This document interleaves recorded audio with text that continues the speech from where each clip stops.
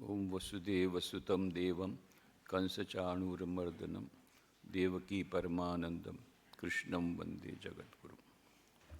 આપણે આ પહેલાં ભગવદ્ ગીતાના 6 પ્રવચનો થઈ ગયા અને એ ચર્ચાઓમાં આપણે સૌથી પહેલાં તો જે ભગવદ્ ગીતાના ધ્યાન સંબંધી અને મહાત્મ સંબંધી શ્લોકોની આવૃત્તિ દર વખતે આપણે કરીએ છીએ એનો અર્થ જાણવાનો પ્રયત્ન કર્યો અને એના પછી મહાપુરુષો, મહાન વિદ્વાનો, મહાન ભાષ્યકારો ને મહાન સંતો, આ બધા લોકોએ શ્રી રામકૃષ્ણ, સ્વામી વિવેકાનંદ, સ્વામી બ્રહ્માનંદજી, સ્વામી રામકૃષ્ણાનંદજી, આ બધા લોકોએ ભગવદ્ ગીતા વિશે જે મહત્ત્વપૂર્ણ વિધાનો કર્યા, વૈજ્ઞાનિકોએ, દેશ વિદેશના વિદ્વાનોએ, આ બધાએ જે શ્રીમદ્ ભગવદ્ ગીતા વિશેના મહત્ત્વના વિધાનો કર્યા એની પ્રશંસા કરી. એ બધાની આપણે પણ ચર્ચા કરી લીધી છે, જેમાં Ralph Waldo Emerson, Aldous Huxley, sir Edwin Arnold, lord Warren Hastings, જે કે first governor general of British India હતા, Henry David Thoreau, Albert Einstein, Shri Aurobindo, અને આ સિવાય પણ ગાંધીજી વગેરેના અને રામકૃષ્ણ દેવ, સ્વામી વિવેકાનંદ, એમના ગુરુભાઈઓ, આ બધા એના મંતવ્યો આપણે એમના વિશે ચર્ચા કરી હતી. ગીતાના પુસ્તકો, ગીતા, ભગવદ્ ગીતા એવું પુસ્તક છે જેના દેશ વિદેશની અનેક ભાષાઓમાં અનુવાદો થયા છે અને સૌથી પહેલો અંગ્રેજી અનુવાદ થયો 1875માં, 1875માં. એ બ્રિટિશ ઇન્ડિયાએ કંપનીએ પોતે જ, બ્રિટિશ ઇન્ડિયા કંપનીએ પોતે જ આ અનુવાદ કરાવ્યો અને અંગ્રેજી અનુવાદ કરવાવાળા હતા સર ચાર્લ્સ વિલ્કિન્સ. ચાર્લ્સ વિલ્કિન્સે પોતે અનુવાદ કર્યો, સૌથી પહેલાં અંગ્રેજી અનુવાદ. એના પછી જર્મન, ગ્રીક, રશિયન, ફ્રેન્ચ, વિભિન્ન ભાષાઓના અનુવાદો થયા. અંગ્રેજી અનુવાદ થયા બાદ પછી વિદેશની ઘણી બધી ભાષાઓના અનુવાદો થયા. તો સર ચાર્લ્સ વિલ્કિન્સે પ્રથમ અનુવાદ કર્યો અને ત્યારે બ્રિટિશ ઇન્ડિયાના governor general, first governor general of India, of British India, Warren Hastings, એણે ભૂમિકા લખી એમાં. અને એટલી મહત્ત્વપૂર્ણ ભૂમિકા છે. એ ભૂમિકામાં શું કહે છે પોતે, 1875ની વાત છે, 1875, 1947માં દેશ આઝાદ થયો બ્રિટિશ ઇન્ડિયાથી. એના કેટલા બધા વર્ષો પહેલાં 1875ની વાત છે કે ઇન્ટ્રોડક્શનમાં, પ્રિફેસમાં, આમુખમાં એ જે પ્રથમ અંગ્રેજી અનુવાદ ગીતાનો થયો એમાં first British governor general Warren Hastings શું કહે છે, ભારતમાંથી બ્રિટિશ સત્તા અસ્ત પામી હશે, એટલે એને ખબર છે અસ્ત પામશે આજે અથવા કાલે. 1875માં પહેલાં જ ફર્સ્ટ ગવર્નર જનરલ એમ કહે છે, ભારતમાંથી બ્રિટિશ સત્તા અસ્ત પામી હશે અને એ સત્તાને સમૃદ્ધિ અને સામર્થ્ય બક્ષતા સ્ત્રોતો સ્મૃતિ લેપ પામ્યા હશે. એ સત્તાને સમૃદ્ધિ અને સામર્થ્ય બક્ષતા સ્ત્રોતો સ્મૃતિ લેપ પામ્યા હશે, ત્યારે પણ ભારતીય દર્શનોના લેખો ટકી રહ્યા હશે. અને ટકી જ રહ્યા છે. પણ ટકવાની તો વાત નથી, હજી કેટલા બધા આગળ વધી ગયા અને કેટલા આખા દેશ વિદેશમાં અત્યારે ભારતીય સંસ્કૃતના જે જતા શાસ્ત્રો, ભગવદ્ ગીતા ને સાથે, ભગવદ્ ગીતા તો અવશ્ય જ સૌથી વધારે, આ દેશ વિદેશમાં કેટલા બધા આ ભારતીય દર્શનના લેખો અત્યારે ગવર્મેન્ટ ઓફ ઇન્ડિયાએ, ભારત સરકારે ન્યૂ એજ્યુકેશન પોલિસી જે બનાવી 2020, NEP 2020, એમાં ઇન્ડિયન નોલેજ સિસ્ટમ, IKS ને બહુ જ મહત્ત્વ આપ્યું છે. અને હવે ધીરે ધીરે બધી યુનિવર્સિટીમાં કોઈ કોર્सेस, ઘણા બધા ગીતા પરના અને બધા ઇન્ડિયન નોલેજ સિસ્ટમના કોર્सेस શરૂ થઈ રહ્યા છે. ત્યાં સુરતમાં પણ સાઉથ ગુજરાત યુનિવર્સિટીએ શરૂ કર્યું છે. ગુજરાત સરકાર પહેલી એવી સરકાર છે જેણે કમ્પલસરી કરી નાખ્યું ગીતાનું અધ્યયન. પ્રાઇમરી સ્કૂલમાં. સેકન્ડરી સ્કૂલમાં કર્યું હતું પણ એમાં પછી હાઈકોર્ટમાં કેસ થઈ ગયો, એ જરા પેન્ડિંગ છે. પણ પ્રાઇમરી સ્કૂલમાં અત્યારે ચાલી રહ્યો છે ગીતાનો કમ્પલસરી કોર્સ. અને હિમાચલ પ્રદેશે હવે ગુજરાત સરકાર પાસેથી પ્રેરણા લઈને હિમાચલ પ્રદેશે પણ હવે શરૂ કરી દીધું કમ્પલસરી કોર્સ ગીતા ઉપર. અને ધીરે ધીરે બધી યુનિવર્સિટીમાં, કેટલી બધી યુનિવર્સિટીમાં આ ઓપ્શનલ કોર્सेस તો આવી ગયા, અને ગીતા પરના ઓપ્શનલ કોર્सेस ઘણી બધી યુનિવર્સિટીમાં આવી ગયા છે. ઘણી બધી કોલેજીસમાં હવે અધ્યયન કરવામાં આવી રહ્યું છે.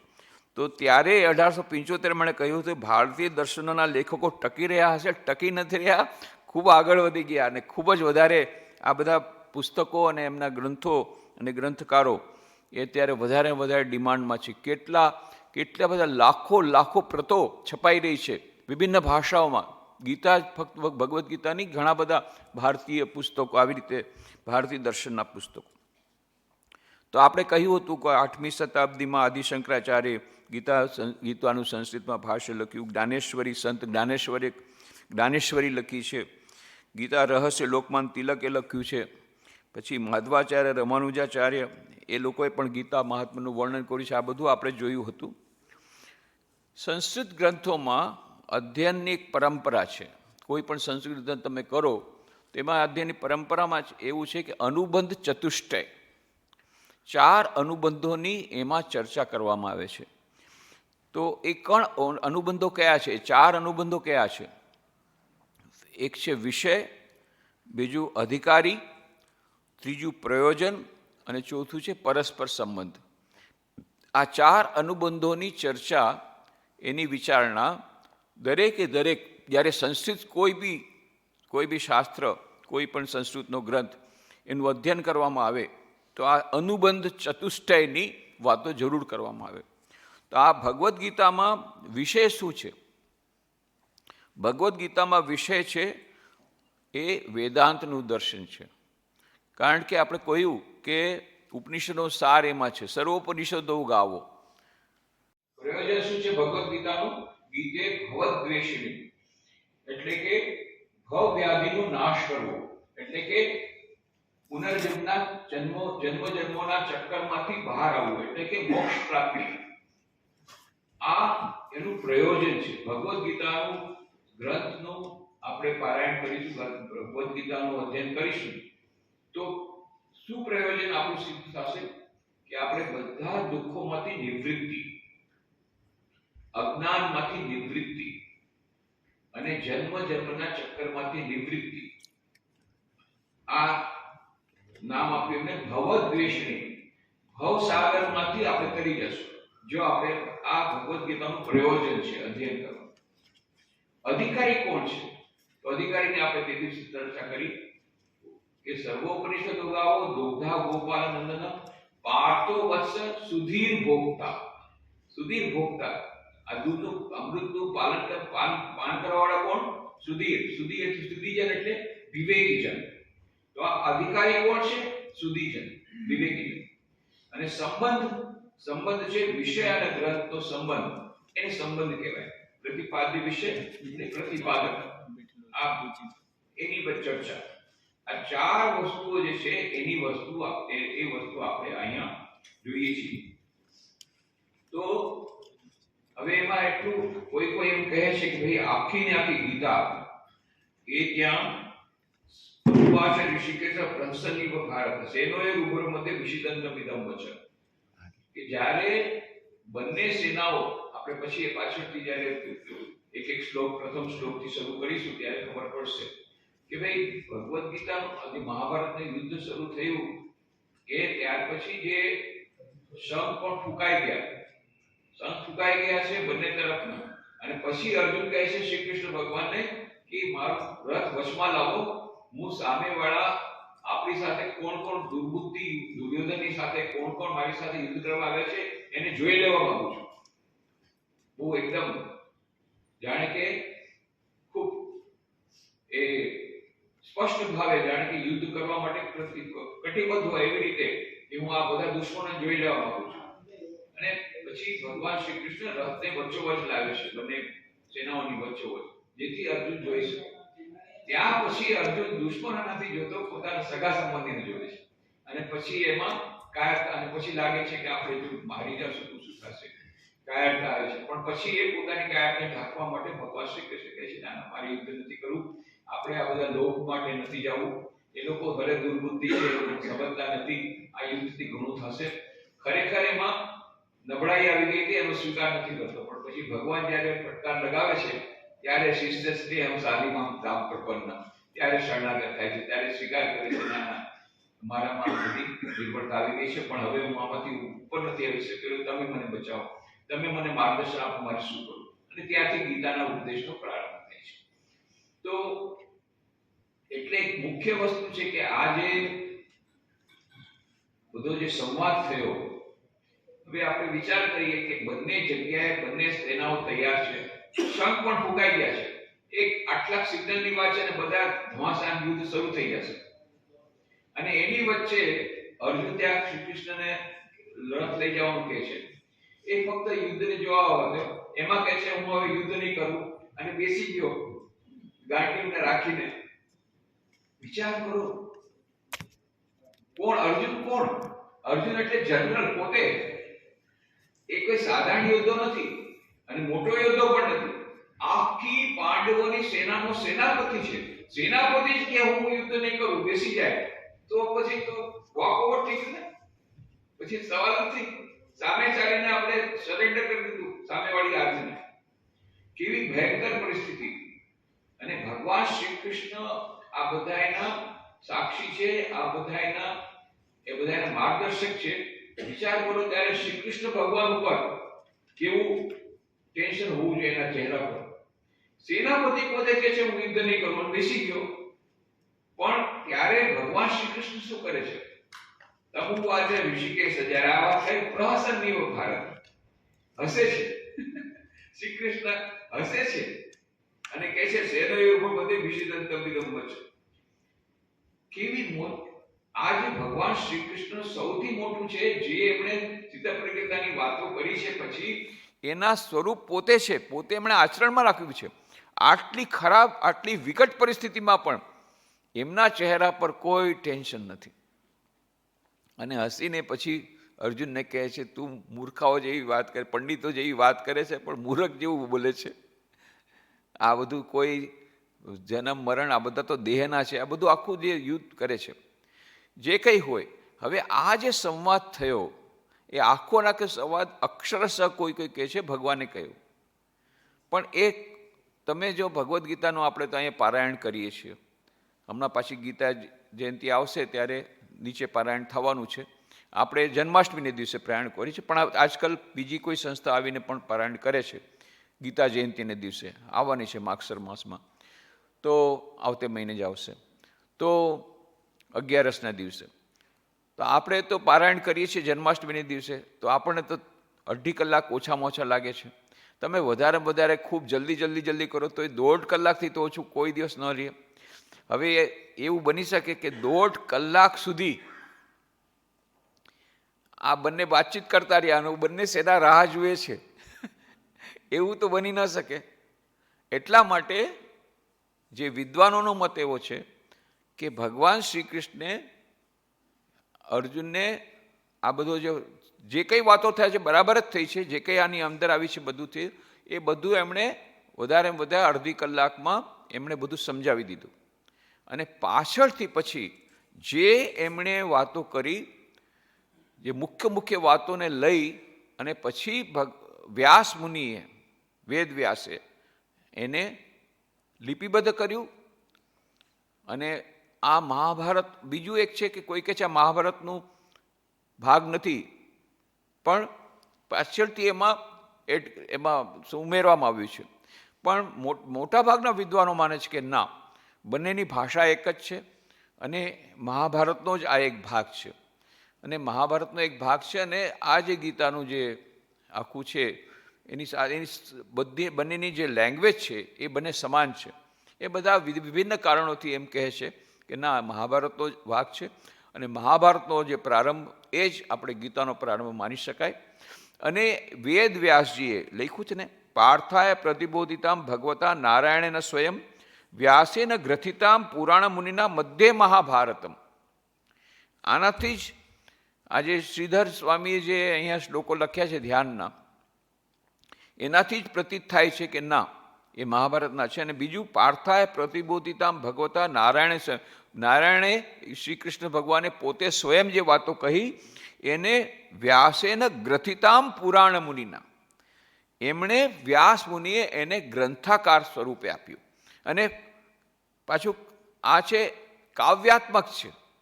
ભગવદ્ ગીતા તમે ગાઈ શકો. ગીતા એનું નામ જ છે ગીતા. ગીતા એટલે જે ગેય છે, જેને ગાઈ શકાય.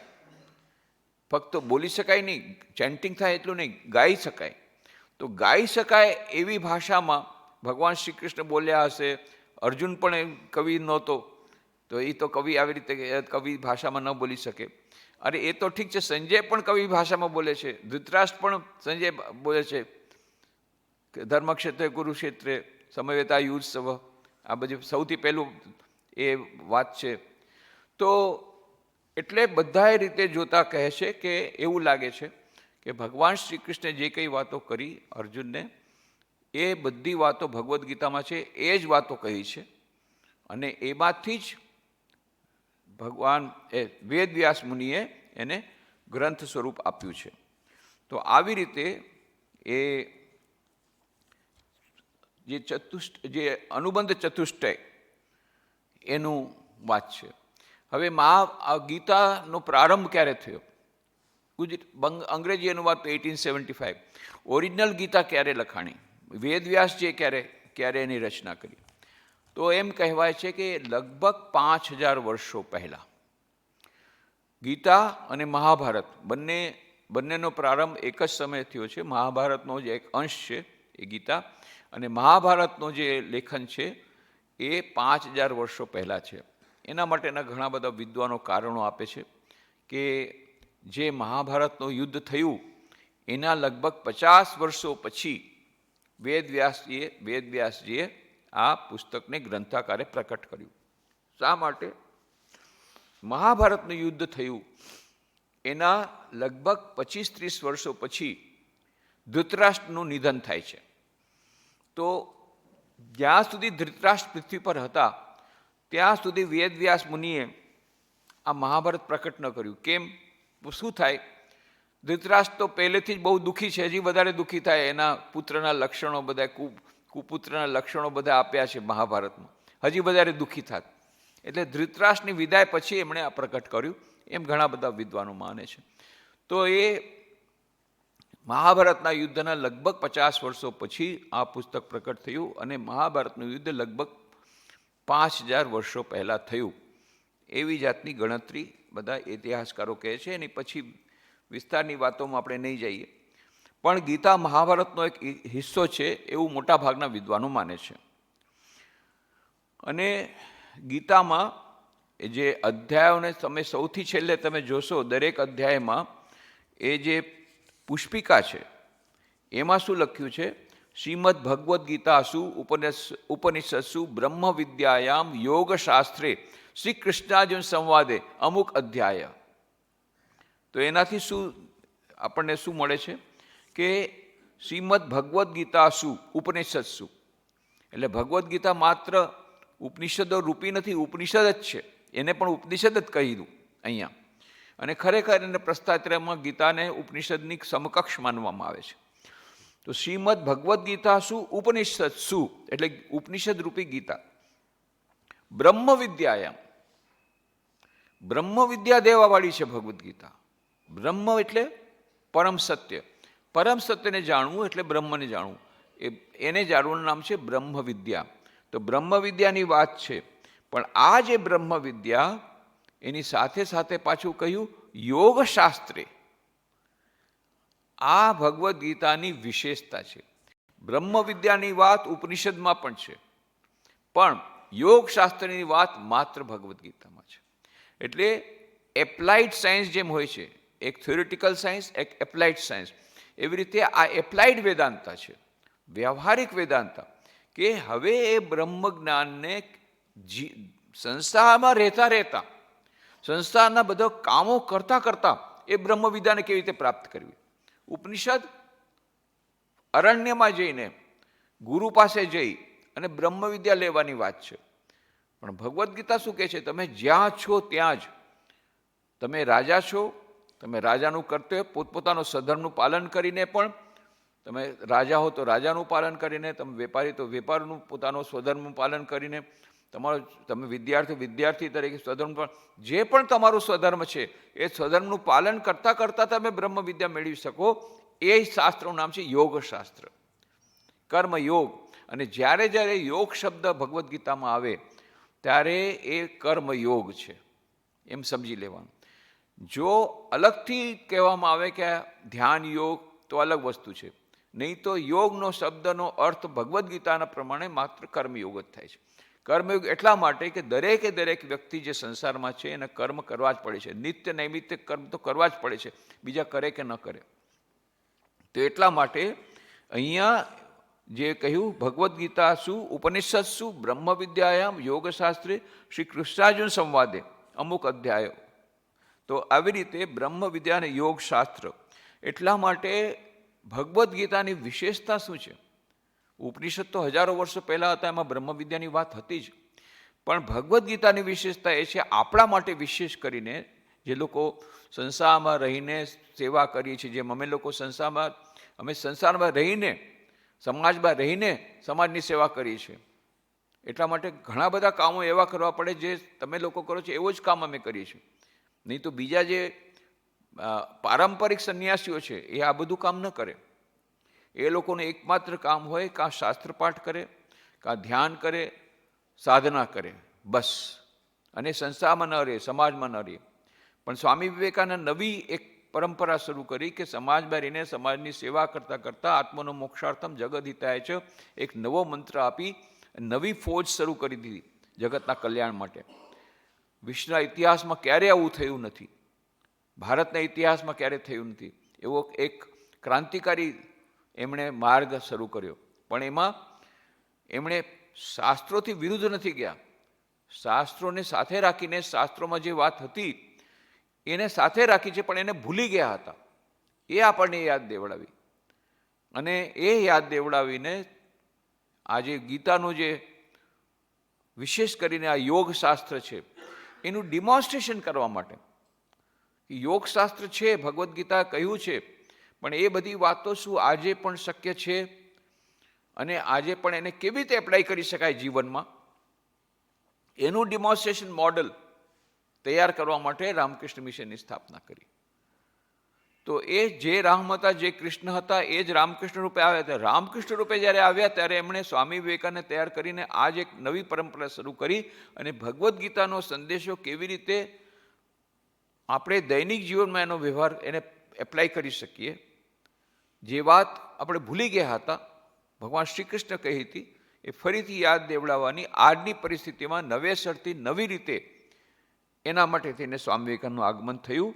અને આ જે એમણે વાત કરી કે યોગશાસ્ત્ર એટલે જ્યારે પણ યોગ શબ્દ આવે ભગવદ્ ગીતામાં ત્યારે યોગ એટલે યોગા નહીં, એ તો યોગા તો થાય જ નહીં, રાજયોગ પણ નહીં, પણ મુખ્યત્વે કર્મયોગ. પણ પછી ચારેય યોગની પણ વાત એમાં છે. ધ્યાન યોગ નામનો 6ઠ્ઠો અધ્યાય છે જ, ભક્તિ યોગનો 12વો અધ્યાય છે જ, જ્ઞાન યોગનો પણ ગ્રંથ અધ્યાય છે જ, જ્ઞાન કર્મ સંન્યાસ યોગ પણ છે. આવી રીતે ઘણા બધા 18 અધ્યાય છે. એવું નથી કે માત્ર કર્મયોગ, પણ કર્મયોગ છે એ બધાની વચ્ચેની જાણે કડી છે. ભક્તિ માર્ગવાળો પણ કર્મ કરે છે, પણ એ ભક્તિને લઈને કર્મ કરે છે. જે ધ્યાન યોગી છે એને પણ કર્મ કરવું પડે છે, પણ એનું કર્મ જુદી જાતનું હોય છે. પણ આ બધાની ચર્ચા આપણને આમાં મળશે ભગવદ્ ગીતામાં. તો આધ્યાત્મ અને વ્યવહારનો સુંદર સમન્વય આપણને ગીતામાં મળે છે, જે આજે આપણા માટે, આપણા દૈનિક જીવન માટે, દૈનિક જીવનમાં આધ્યાત્મિકતા લાવવા માટે સરળમાં સરળ રસ્તો આપણને બતાવે છે ભગવદ્ ગીતા. કોઈ પણ જાતનું કે અમારે એક્સ્ટ્રા કંઈ કરવાનું નથી. શ્રી રામકૃષ્ણદેવને કહ્યું હતું ને કે ભાઈ સંસારમાં રહીને, ગૃહસ્થાશ્રમમાં રહીને ઈશ્વરની પ્રાપ્તિ ન થઈ શકે, તો થઈ શકે, શ્રી રામકૃષ્ણ કહે છે. પણ એક વાત છે, જો પાણીમાં નાવ રહેશે તો વાંધો નથી, પણ નાવમાં પાણી રહેશે તો નાવ ડૂબી જશે. તો તમે સંસારમાં રહો, સંસારમાં રહીને જ તમે ઈશ્વરની સાધના કરી શકો છો. એ જ વાત ભગવાન અહીંયા ભગવદ્ ગીતામાં કહે છે ભગવાન શ્રી કૃષ્ણ કે સંસારમાં રહીને પણ તમે અનાસક્તિપૂર્વક કામ કરો. એટલે અર્જુનને કહે છે કે તારું સ્વધર્મ બજાવવાનું છે, પણ એનાથી જે તને કાંઈ એનું જે કર્મનું જે ફળ છે એના પ્રત્યે જો ચિંતા નહીં કરી અને તું કર્મ કરીશ પોતાનું કર્તવ્ય માનીને, તો તું કોઈ પણ જાતના બંધનમાં નહીં પડ. એનું આશ્વાસન આપે છે. તો એ કર્મયોગ કેવી રીતે થઈ શકે એની આખી ટેકનિક આપણને ભગવદ્ ગીતામાં મળશે. તો આવી રીતે અધ્યાત્મ અને વ્યવહારનો સુંદર સમન્વય આપણને મળે છે. અને ગીતાની ટીકા મહાભારત છે, ઉપનિષદની ટીકા ગીતા. ઉપનિષદ જાણવા માટેની જે શ્રેષ્ઠ ઉપાય છે ગીતા. સરળમાં સરળ ભાષામાં સરસ રીતે આપણને ઉપનિષદના કઠિનતમ દર્શન, એનું વેદાંતનું કઠિનતમ દર્શન સરળ ભાષામાં સરળતાપૂર્વક આપણને મળે છે ગીતામાં. અને ગીતાનું પછી સમજવું હોય તો શું કરવું? એ મહાભારત. ગીતાની ટીકા છે મહાભારત. મહાભારત વાર્તાઓના માધ્યમથી ગીતામાં જે સિદ્ધાંતો આપેલા છે એને બહુ સારી રીતે સમજાવ્યા છે. કેવી સુંદર વસ્તુ કે જેમ આમાં કહે છે કે એક વાત કરી ભગવદ્ ગીતામાં આવશે, મામી પાર્થ વિપાશ્રિત્ય એપી સ્ત્રીઓ પાપયોનય સ્ત્રીઓ વૈશ્યાસ તથા શુદ્રા તેપી યાંતિ પરામ ગતિન. કેવા ક્રાંતિકારી એ વખતે ભગવાન શ્રી કૃષ્ણ કહેવાય કે શું કહે છે, હે અર્જુન, સ્ત્રી, વૈશ્ય અથવા શુદ્ર જેને તમે લોકો પાપયોની માનો છો, તમે લોકો માનો છો, એ લોકો પણ જો મારો આશ્રય ગ્રહણ કરે તે પરમ ગતિને પ્રાપ્ત થશે. ત્યારની જે વખતની સમાજની અવસ્થા તમે જુઓ કે સ્ત્રીઓને તો એમનું બહુ જ નીચું સ્થાન હતું ત્યારે. અને સ્ત્રી, વૈશ્ય અથવા શુદ્ર એ લોકોને પણ નિમ્ન કર્યો હતા. પણ ભગવાન શ્રી કૃષ્ણ કહે છે દરેકની અંદર એ જ દિવ્ય આત્મા જે ઉપનિષદની વાત છે એને દોહરાવીને કહે છે કે એને પણ એ લોકો પણ જો મારા આશ્રય ગ્રહણ કરે તો એને પણ પરમગતિ પ્રાપ્ત થઈ જશે. તો ઉપનિષદ પ્રમાણે, ગીતા પ્રમાણે કોઈ ઉચ્ચ નથી, કોઈ નિમ્ન નથી. અને આ જે જાતિવાદ છે એ ફક્ત સમાજની એક વ્યવસ્થા રૂપ હતું ત્યારે. આજે જે રીતે છે સ્વામી વિવેકાનંદ એના હમાયતી નહોતા. એમ કહે છે કે ભાઈ ઠીક છે, કોઈને બિઝનેસમાં વધારે રસ હોય તો એ બિઝનેસ કરે, કોઈને નોકરી કરવી તો નોકરી કરે. તો નોકરી કરવાથી એ શુદ્ર નથી થઈ જતો અને બિઝનેસ કરે છે તો વૈશ્ય નથી થઈ જતો. તમે ગમે તે નાતમાં, ગમે તે જાતિમાં તમે જન્મ્યા હોય એની સાથેનો કોઈ નથી. પોતપોતાના રુચિ પ્રમાણે, પોતાના વલણ પ્રમાણે, પોતાની કેપેસિટી પ્રમાણે જે કામ તમને સરળમાં સરળ લાગે છે, તમારો સ્વધર્મ છે, તમે સ્વધર્મ કરો. અને એની સાથે આ નાત જાતનો કોઈ ભેદભાવની કોઈ વાત નથી. કેમ? દરેકની અંદર ગમે તે નાતનો હોય, ગમે તે જાતનો હોય, ગમે તે વ્યક્તિ હોય, ઉચ્ચ હોય વર્ણનો હોય, નિમ્ન વર્ણ હોય, દરેકની અંદર એક જ પરમાત્મા છે, એક જ આત્મા છે. શૃણવંતુ વિશ્વે અમૃતસ્ય પુત્રા. એમાં નથી કીધું કે હે અમૃતના સંતાનો, માત્ર જે તમે લોકો ઉચ્ચ વર્ણના છે એ લોકો તમે અમૃતના સંતાનો છે એમ નથી કીધું. દરેક વ્યક્તિ એશા સર્વેષુ ભૂતેષુ ગુણો આત્માના પ્રકાશતે સર્વેષુ ભૂતેષુ. એમ નથી કીધું બ્રેકેટમાં કે માત્ર ઉચ્ચ વર્ણના કે આ નહીં. નો એક્સેપ્શન. દરેક મનુષ્યમાં એ આત્મા દિવ્ય આત્મા છે. તો જે ઉપનિષદની વાત એ ભગવદ્ ગીતામાં કહી, સરળ રીતે કહી, અને કહી ગમે તે યોનિનો, ગમે તે જાતિનો હોય, જો મારે શરણે આવશે તો એને પરમગતિ પ્રાપ્ત થશે. હવે એને સમજવું હોય તો શું કરવું? મહાભારત વાંચો. મહાભારતની બહુ સુંદર વાર્તા સ્વામી વિવેકાનંદ કર્મયોગના ગ્રંથમાં આપે છે. કૌશિક નામનો એક બ્રાહ્મણ હતો. એ યોગાભ્યાસ કરતો હતો એક જંગલમાં, અને ખૂબ કઠોર એ સાધના એને શરૂ કરી. સાધના કરતાં એ ધ્યાન કરતો હતો. એકવાર એ કૌશિક બ્રાહ્મણ ત્યારે બે પક્ષી ઝાડ ઉપર બેસીને ઝઘડો કરતા હતા. બે પક્ષી ઝઘડો કરતા હતા આપસમાં, તો એને કારણે શું તે સૂકા પાંદડા હતા એ એના માથા પર પડ્યા, એટલે એનું ધ્યાન ભંગ થઈ ગયું. એટલે એને બહુ ગુસ્સો આવ્યો, અને ગુસ્સામાં એણે ઉપરથી જોયું કોણે આ પાંદડા ફેંક્યા, તો જોઈએ બે પક્ષી એ લડી રહ્યા હતા. એ જોયું ને, એમને ક્રોધથી જોયું, તો ત્યાંથી એક જ્યોતિ નીકળી અને બંને પક્ષી બળીને ભસ્મ થઈ ગયા અને ત્યાં જ પડી ગયા.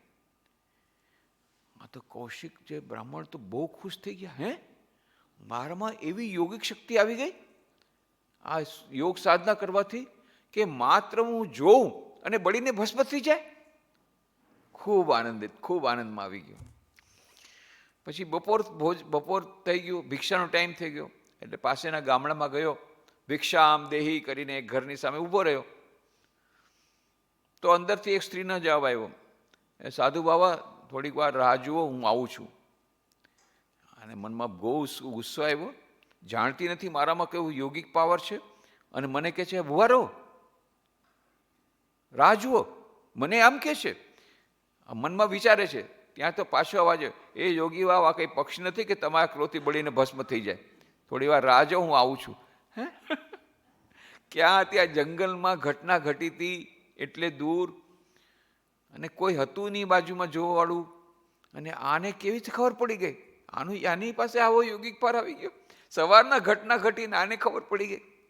એટલે પછી જ્યારે આવ્યા બેન ભિક્ષા લઈને, કારણ કે ભિક્ષા હું પછી લઈશ, પહેલાં મને કહ્યું તમારી પાસે આ યોગિક પાર, તમે શું સાધના કરી, આવો યોગિક પાર આવ્યો કે તમે અહીંયા બેઠા બેઠા ઓલે ઘટના સવારના જંગલમાંથી તમને અહીં ખબર પડી ગઈ? તો કીધું મેં કોઈ સાધના કરી નથી. ના, કાંઈક તો કર્યું હશે ને. સાચું કહું છું, મેં કોઈ પ્રકારની સાધના કરી નથી. મને આ યોગ વગેરે કંઈ ગમતું, મેં યોગ વિશે કંઈ મને જાણકારી પણ નથી ને યોગ વિધિ અને યોગ ક્રિયા કાંઈ મેં કર્યું નથી. પણ હા, હું મારા સ્વધર્મનું પાલન બરાબર કરું છું. હું અત્યારે ગૃહિણી છું. એ ગૃહિણીને હોવાને કાતે સંસારમાં હું મારા સાસુ સસરાની સેવા કરું છું, મારા પતિની સેવા કરું છું, મારા બાળકોને પરમાત્માનું સ્વરૂપ માની એની સેવા કરું છું. જ્યારે પિયરમાં હતી ત્યારે મારા નાના ભાઈ બહેનની સેવા કરતી, મારા મા બાપની સેવા કરતી. જે કંઈ મારું કર્તવ્ય છે એ હું સારી રીતે નિભાવું છું. એના સિવાય મેં બીજું કોઈ પણ યોગિક વિદ્યા કરી નથી, પણ એનાથી જ મારામાં આ બધી શક્તિઓ પોતાને મેળવી છે. પણ જો તમારે વધારે જાણવું હોય તો તમે જાઓ મિથિલામાં, ત્યાં ધર્મવ્યાધ છે. એ ધર્મવ્યાધ તમને ધર્મની બહુ સૂક્ષ્મ ગતિઓ વિશે તમને વાતો કરશે. મારામાં એટલું જ્ઞાન નથી, એનામાં વધારે છે. એની પાસે જાઓ. આને કૌશિક મુનિ કીધું, મારે એક વ્યાધ એટલે કસાઈ, એની પાસે જઈને જ્ઞાન લેવાનું? પણ થોડોક તો અહંકાર ઓછો થયો તો જોઈએ તો ખરા. ગયો, ત્યાં હજી ગામડામાં પ્રવેશ કરે છે, ત્યાં તો જોયું કે એક કસાઈ એ માંસના ટુકડા વેચી રહ્યો હતો. અરે આની પાસે જઈને મારે જ્ઞાન લેવાનું છે. ત્યાં તો પેલા કસાઈએ કીધું, પેલા વ્યાધે, ઓ સાધુ બાબા, પેલા ગામના બહેનો તમને મોકલાવ્યો ને, આવો. હે, આને ક્યાંથી ખબર પડી? મોબાઈલ નહોતો ત્યારે કે ભાઈ આને મેસેજ કરી દીધો વોટ્સએપમાં કે ટેક્સ્ટબુક કે ભાઈ મોકલાવું છું આ કૌશિક મુનિને એની સાથે તમારી પાસે વાત કરવા માટે. આ તો જૂના જમાનાની મહાભારત 5000 વર્ષ પહેલાંની વાત છે. પછી કે સાધુ બાબા, હું જરાક આ દુકાન બંધ કરીને પછી આપણે જઈએ ને પછી આપણે વાત કરીએ. પછી ઘરે ગયો, ત્યાં પોતાના માતા પિતાની સેવા કરી, પછી એમને જમાડ્યા. પછી કે તમારી વાતો હોય કરો. એટલે પછી એમણે ઘણા બધા પ્રશ્નો પૂછ્યા, ગૂઢ પ્રશ્નો, એવા ગૂઢ પ્રશ્નો, દર્શનશાસ્ત્રના, ધર્મના, અધ્યાત્મના, એટલા સુંદર ઉત્તરો આપ્યા એ ધર્મવ્યાધે. પછી આ તો આશ્ચર્યચકિત થઈ ગયું કે અરે. અને પછી એણે કહ્યું, છેલ્લો પ્રશ્ન, આટલું બધું ઉચ્ચ જ્ઞાન હોવા છતાં તમે આવું નિકૃષ્ટ કામ કેમ કરો છો? અને ત્યારે ધર્મવ્યાધે કહ્યું, જો વત્સ, આ સંસારમાં કોઈ કામ નિકૃષ્ટ નથી, કોઈ ઉત્કૃષ્ટ નથી. તમે કઈ રીતે કામ કરો છો એના ઉપર આધાર રાખે છે. જે કંઈ છે એ બધું ઈશ્વરનું જ કામ માનીને તમે કરશો તો દરેક કામ ઉત્કૃષ્ટ છે, અને તે બાકી બધા કામ નિકૃષ્ટ છે. અને ગમે એવું કામ કરતાં પણ તમે સર્વોચ્ચ શિખરે પહોંચી શકો છો આધ્યાત્મના, જો તમે એને પૂજા તરીકે તમે ગ્રહણ કરો. તો અહીંયા જે વાત કરી એનું પ્રમાણ આપણને ક્યાંથી મળ્યું? મહાભારતની વાર્તામાંથી. અને પછી તો મહાભારતનો એક અંશ છે, એનું નામ કે છે વ્યાદ ગીતા. એ વ્યાદ ગીતામાં આ ધર્મવ્યાદ અને કૌશિક મુનિ સાથેના બધા વાર્તાલાપોનું એનું અલગ પુસ્તક પણ બહાર પડે છે, વ્યાદ ગીતા. એનો અર્થ એ નથી કે બધા વ્યાદ થઈ જવું, એનો અર્થ નથી કે વ્યાદ બહુ સારો પ્રોફેશન છે, એવું નહીં. એનો આપણે એ જે વાર્તા જે છે એનો ગૂઢાર્થ લેવાનો, કે આપણે એમ વિચાર કરીએ છીએ હું તો બહુ સાધારણ કામ કરું છું, એ પણ શું ભગવાનની પૂજા બની શકે? હું તો રસોઈ બનાવું છું, રસોઈ બનાવવાની શું પૂજા બની શકે? હવે નિકૃષ્ટમાં નિકૃષ્ટ કામ જો ભગવાનની પૂજા બની શકે તો તમારું કામ તો ઘણું ઊંચું છે. શિક્ષકનું કામ કે ઓફિસરનું કામ કે બિઝનેસનું કામ કે રસોઈનું કામ, બધા કામ તો કેટલા બધા એનાથી ઉચ્ચ કોટીના છે. અને જો બીજાની સેવા કરો તો હજી એના કરતાં ઉચ્ચ છે, અને નિસ્વાર્થ સેવા કરતા હો તો હજી એના કરતાં ઉચ્ચ છે.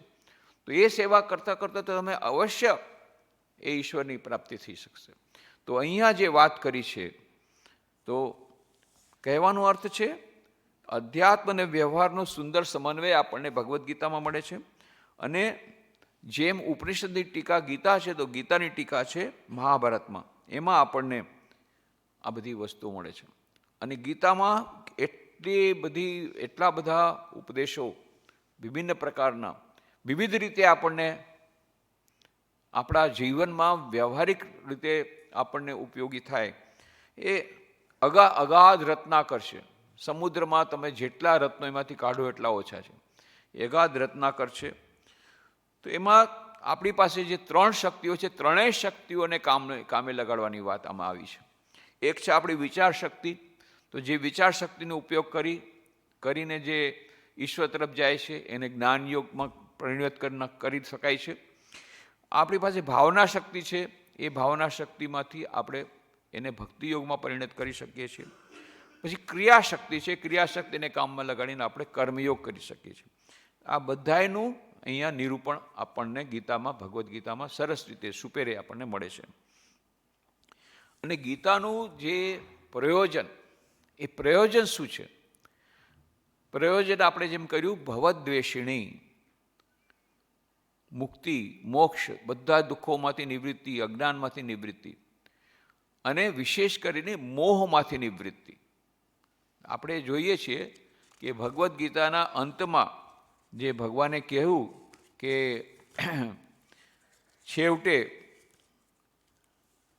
છેલ્લે ભગવદ્ ગીતાના છેલ્લે શ્રી કૃષ્ણ ભગવાન અર્જુનને પૂછે છે, આખી ગીતા તો મેં કહી દીધી, બધા થઈ ગયા.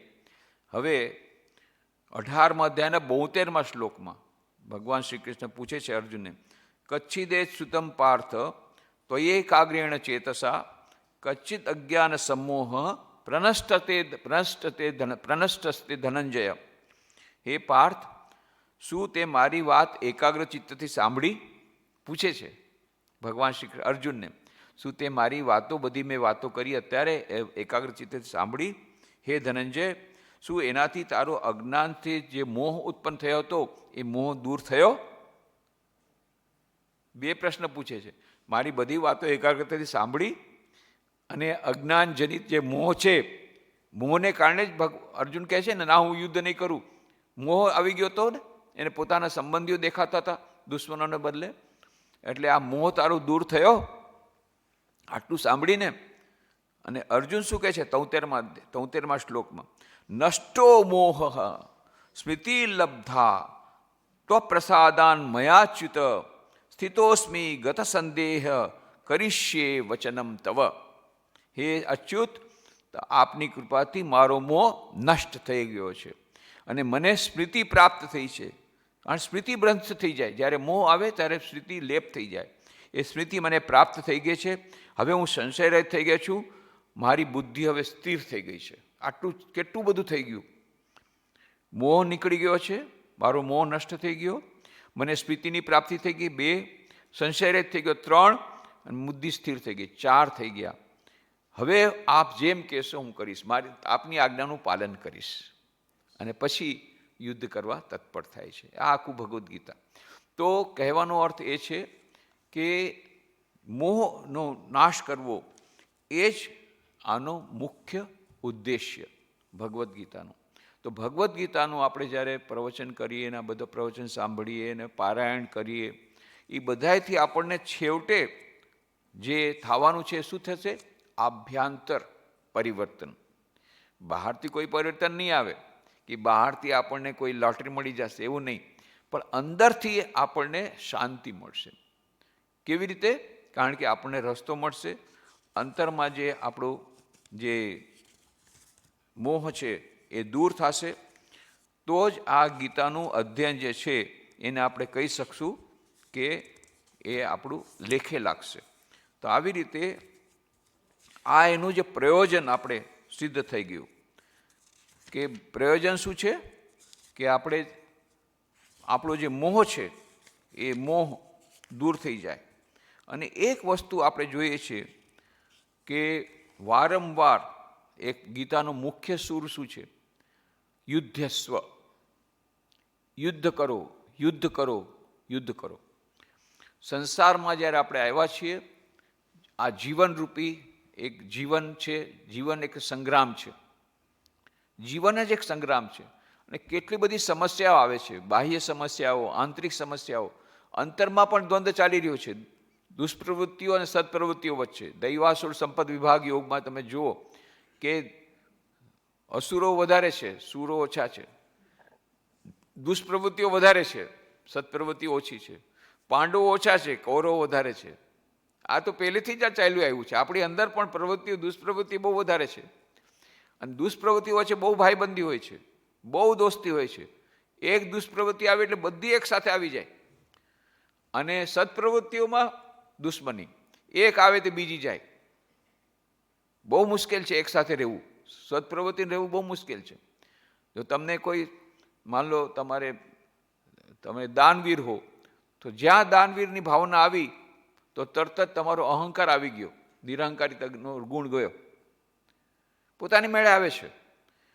તો એક ગુણ આવે તો બીજો વયો જાય, ત્રીજો આવે તો ચોથો વયો જાય, અને ત્યાં એક અવગુણ આવે તો એની સાથે બીજા અવગુણ પોતાની મેળે આવી જાય, બધા બોલાવે. એટલા માટે બહુ કઠિન છે. આ દૈવાસુર સંપદ વિભાગ યુગમાં બધી વાતો આવશે.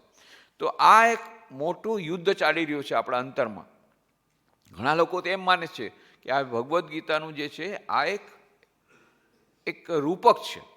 ઘણા લોકો એમ માને છે કે આજે બહાર કોઈ યુદ્ધની વાત નથી. આ મહાભારતનું યુદ્ધ, મહાભારતનું યુદ્ધ અંદર ચાલી રહ્યું છે, આપણી અંદર ચાલી રહ્યું છે. સત્પ્રવૃત્તિઓ બહુ વધારે છે, કૌરવ, અને દુષ્પ્રવૃત્તિઓ બહુ વધારે છે, કૌરવ, અને સત્પ્રવૃત્તિઓ છે, પાંડવ, ઓછી છે. આ બંનેની વચ્ચે અંદરમાં યુદ્ધ ચાલી રહ્યું છે. અને ત્યારે આપણે શું કરીએ છીએ કે પછી ભાઈ આપણે આટલું બધું જોઈએ છીએ અને આપણે ડરી જઈએ છીએ, ના ભાઈ આની સાથે આપણે યુદ્ધ નહીં કરી શકીએ, એના કરતાં આપણે પણ દુષ્પ્રવૃત્તિમાં આગળ વધીએ. બધાએ બ્લેક માર્કેટિંગ કરે છે, આપણે બ્લેક માર્કેટિંગ કરીએ, બધા જૂઠું બોલે છે, બધા આપણે પ્રેક્ટિકલ બની જાય તો આ બધો પ્રોબ્લેમ જ કોઈ જાતનો ન રહીએ. એમ આપણે સરેન્ડર કરી દઈએ છીએ. ત્યારે ભગવાન શ્રી કૃષ્ણ, નહીં, યુદ્ધ કરો. તમારે ડરવાનું નથી, બીવાનું નથી, કાયર થાવમાં યુદ્ધ કરો. એટલે વારંવાર તમને જોશો કે ભગવદ્ ગીતામાં એક જ વાત કહેશે ભગવાન શ્રી કૃષ્ણ, યુદ્ધ કરો. એટલે આપણે રશિયા અને ઓલા ક્રેમલિન એની સાથે યુદ્ધ કરી એ યુદ્ધની વાત નથી કરતા. અહીંયા આ અંદરના યુદ્ધની વાત કરે છે. ભગવાન શ્રી કૃષ્ણ કહે છે આ અંદરના યુદ્ધ દુષ્પ્રવૃત્તિઓ વિરુદ્ધ, આપણા દુર્ગુણોના વિરોધમાં આપણે જે યુદ્ધ કરવાનું છે એમાંથી વિરત નથી થવાનું. આપણે યાદ રાખવાનું, અંતમાં સત્યમેવ જયતે, અંતમાં સત્યનો વિજય થશે. એટલે સત્યનો પક્ષ લઈ અને આપણે યુદ્ધ કરવાનું છે. કહે છે અંતવંતે ઇમે દેહા નિત્યશોક્તા શરીરિણ અનાશિનો અપ્રમેયસ્ય તસ્માદ યુદ્ધસ્વ ભારત. શું કહે છે કે હે ભારત, હે અર્જુન, આ નાશ રહિત અપ્રમેય નિત્ય સ્વરૂપ જીવાત્મા, એ બધું છે એ જ નિત્ય સ્વરૂપ છે. જીવાત્મા છે એ તો નિત્ય સ્વરૂપ છે આત્મા, પણ આ શરીર છે કેવું છે? નાશવાન છે. એટલે એની ચિંતા નહીં કરી તો યુદ્ધ કર. સ્વધર્મમપી ચાવેક્ષ્ય ન વિકંપિતું મર્હસી ધર્માદિ યુદ્ધા ચેયન્યત ક્ષત્રિયસ ન વિદ્યતે. પોતાનો ધર્મનું પાલન કરવું હિતાવહ છે. બીજાનો ધર્મ, અહીંયા ધર્મ એટલે સ્વધર્મ, બીજાનો સ્વધર્મ મને સારો લાગે છે એમ લેવું નહીં. તમારી પોતાની જે કેપેસિટી છે એ પ્રમાણે તમે કામ કરો. બીજાને જોઈને નકલ કરીને એના જેવા ન થાવ તો એ અયોગ્ય નથી. એટલે પોતાના સ્વધર્મ, તારું તું ક્ષત્રિય છે, ક્ષત્રિય હિસાબે તારો સ્વધર્મ છે લડાઈ કરવાનું, તું પોતાના સ્વધર્મનું પાલન કર. યદચ્છયા ચોપપન્નમ સ્વર્ગદ્વારમ અપાવૃતમ સુખીના ક્ષત્રિયા પાર્થ લભંતે યુદ્ધમીદૃશમ. હે પાર્થ, સ્વર્ગનો દ્વાર તારા માટે ખુલી ગયો છે. કારણ કે એમ કહેવાય છે ક્ષત્રિય જો યુદ્ધ કરતા કરતા મરે તો એ સીધો સ્વર્ગમાં જાય છે. આ તારા માટે એક આ નિમંત્રણ આવ્યું છે સ્વર્ગમાં જવા માટે. એટલે તું નિમંત્રણને અસ્વીકાર નહીં કર, યુદ્ધ કર. હતો વા પ્રાપ્સસી સ્વર્ગમ જીત્વા વા ભોક્ષસે મહિમ તસ્માત ઉત્તિષ્ઠ કૌંતેય યુદ્ધાય કૃત નિશ્ચય. જો મરી જઈશ તો સ્વર્ગ પ્રાપ્ત કરીશ, અને જો જીતી જઈશ તો આખી વસુંધરાને પ્રાપ્ત કરીશ, આખો પૃથ્વીલોક તને મળશે. મરવાથી સ્વર્ગલોક, અને જો જીતી જઈશ તો પૃથ્વીલોક આખો તારો છે, તો એનું તું ભોગ કરજે. એટલા માટે શું કર, ઉઠી જા, ઊભો થઈ જા અને યુદ્ધનો નિશ્ચય કરીને ઊભો થઈ જા. સુખ દુઃખે સમય કૃત્વા લાભા લાભો જયા જયો તતો યુદ્ધાય યુજ્યસ્વ દૈવમ પાપમ આપસસી. કહે છે લાભ અને હાનિ, જય પરાજય, આ બધું એ બધાની પંચાત મૂકી અને યુદ્ધ માટે તૈયાર થઈ જા. એ યુદ્ધ કરવાથી તને પાપ નહીં લાગે. કેમ? તું તારા કર્તવ્યનું પાલન કરે છે. મહી સર્વાણી કર્માણી સંન્યસ્યાધ્યાત્મ ચેતસ નિરાશી નિર્મમો ભૂતવા યુદ્ધસ્વ વિગત જ્વર. હે પાર્થ, અર્જુન, ધ્યાનનિષ્ઠ ચિત્તથી સમસ્ત કર્મોને મને સમર્પિત કરી આશા, મમતા, સંતાપનો ત્યાગ કરી અને યુદ્ધ કર, તો તને પાપ નહીં લાગે. તસ્માત સર્વેષુ કાલેષુ મામ અનુસ્મરે યુદ્ધ ચ મય્યર્પિતો મોર બુદ્ધિર મામે વૈશ્યસી અસંશયમ. હે અર્જુન, બધા વખતે તું મારું ચિંતન કર, નિરંતર મારું સ્મરણ કર અને યુદ્ધ કર, તો તને કોઈ પાપ નહીં લાગે.